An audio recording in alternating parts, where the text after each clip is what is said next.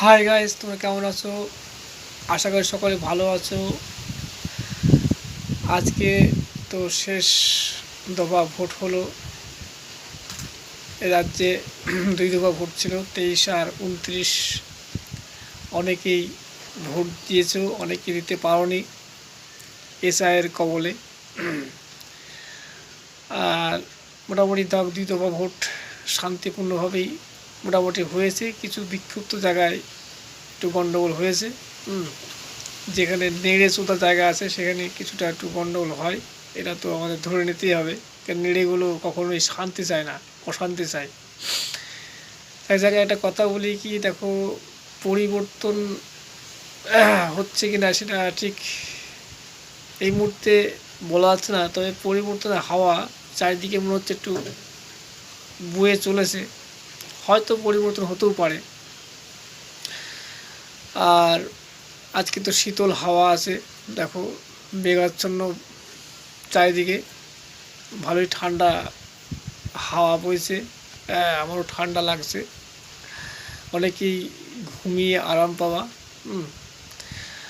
যাক, তোমাদের এটা বলে দিচ্ছি, কারণ গরমে অনেকেই কষ্ট পাচ্ছিলে। এই সুন্দর একটা হাওয়া দিয়েছে, ক্যাথার মধ্যে ঘুমিয়ে খুব আরাম পাওয়া। জায়গার কি বলবো, দেশের পরিস্থিতি জানি না কোন দিকে যাবে। 5 তারিখে তো রেজাল্ট আছে। একটু পরিবর্তনের দরকার আছে। দেখো, একই সরকার সবসময় থাকবে এটা তো বলা যায় না, এটা পরিবর্তন দরকার আছে। দেখো, অন্যান্য দেশে দেখো কোনো রাষ্ট্রনেতাই চিরস্থায়ী থাকে না, পরিবর্তন আনে।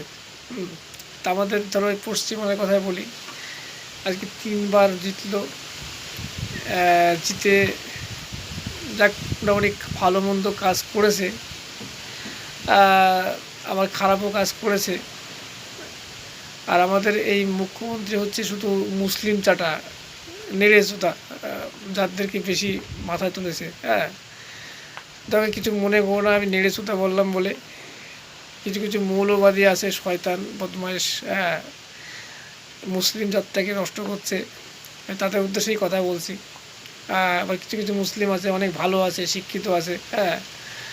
কি বলবো আর, এই মমতা একটা ব্রাহ্মণের মেয়ে হয়ে দেখো মুসলিমদের সব ক্রিয়াকর্মগুলো করে, খুব খারাপ লাগে। এ কি দেখে সন্দেহ হয়, এ কি মুসলিম না ব্রাহ্মণ, সন্দেহ হয়। দেখ, ভিডিওটা ভালো লাগে লাইক শেয়ার কমেন্ট করো। বেশি আর কথা বললাম না, ক্ষমা করো।